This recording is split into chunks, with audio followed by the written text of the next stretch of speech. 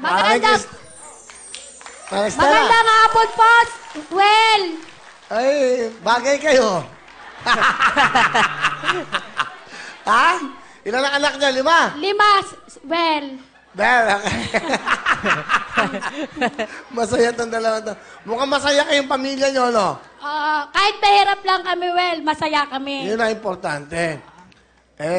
Ikaw ba, laging inahalik ka ni Chody? Oo, Well, kahit magdamag kami magaling. Minsan nga, Well, nililoko nga ako niyan, Nagdadala nga ng makeup niyan para i-testing sa akin, Kaya lang, Well, ayoko kasi galing sa patay. Loko-loko. Bakit testing mo talaga? Gusto ko ma-practice siya Ano? buhay talaga. Ano? Gusto ko ma-practice siya buhay. Hindi siya patay. May makeup ka ba ng patay? Minsan po, pag wala yung embalmer. Ilan ba anak nyo? 5, Well. Kamusta mga anak nyo? Yung isa, Well, buntis na kasi yung college. Okay Hindi lang. namin nakalain nga ganun siya. Na? Na ganun siya na buntis nga. Pinaaral na, nabigla lang siya. Nabigla sa buntis? Yung college, kagabi lang namin nawalaman, Well. Kagabi lang. Oo, nung tinawagan ko siya, kasi sabi ko kasali tayo dito sa Wawawin. Hindi ko akalain nga ganun siya. Kaya ka naluluha, no? Dahil sa anak, okay lang. Ilan taon ba yung anak nyo? 20, 20. Well. Ang bata. Nag-aaral. Opo. Anong year niya? Nahinto na siya Third year ngayon, college, Well. na Second year pinahinto ko college. muna. Dali, ano ba? Ano ba? Dali. Ngayon, ano sabi? Pasensya ka na. Ako may mali. Patawarin mo na lang ako. Ako, sige, patatawarin kita. Pero sa susunod, pag nag-aral ko ulit. Susunod. Siyempre may susunod pa Hindi. Sa susunod, pag nanganak ka, paaralin kita uli. Bait mo naman, Chody. Asa yung anak nyo? Ayun po. So, well, Yan lang pala sa tabi mo Anak ko ito.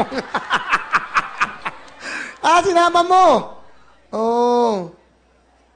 Jenny, ilang buwan na yan? 6 po. So, 6 na buwan niya hindi nakikita. Ano gusto mo sabihin?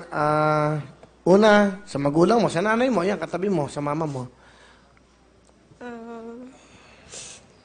Nay, sorry kasi alam ko na-disappoint ko kayo Alam ko inaasahan niyo ako. Pero anong ginawa ko, sorry. Pero pinapangako ko, babawi din ako. Alam ko itong pagkakamali ko, gagawin kong lesson sa buhay ko. Salamat at tinanggap niyo pa rin ako. Yun lang. Pakibigyan niyo nga siyang tissue. Ano gusto niyo sabihin sa anak niyo? Nanay Stella. na kahit ganun ka sa amin, mahal na mahal ka pa rin namin ng tatay mo.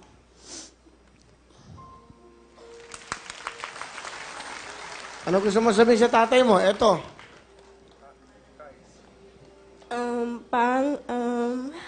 Ulit-ulit ko sinasabi sa'yo na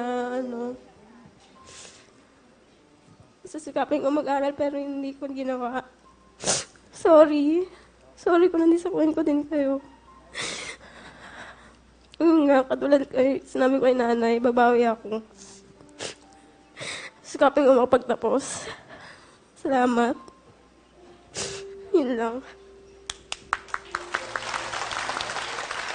Chody, ayan po yung anak nyo. Ayan, ano yung gusto nyo sabihin?